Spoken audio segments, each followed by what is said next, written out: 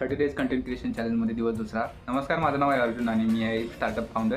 तर माझ्या स्टार्टअपचं नाव आहे गेट एक्स्ट्रा. तर गेट एक्स्ट्रा बनण्याचं मला कुठून सुचलं किंवा ही आयडिया मला कुठून आली याबद्दल आज डिस्कस करणार आहे. तर सर्वात महत्त्वाचं सुरुवातीला बोलायचं झालं तर माझी एक लहान बाची आहे जिचं वय 7 वर्ष आहे.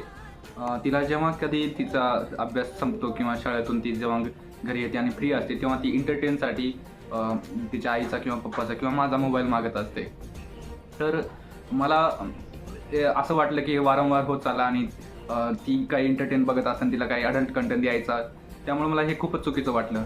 म्हणून ह्या आयडियातून मला ह्या प्रॉब्लेममधून मला एक आयडिया सुचली.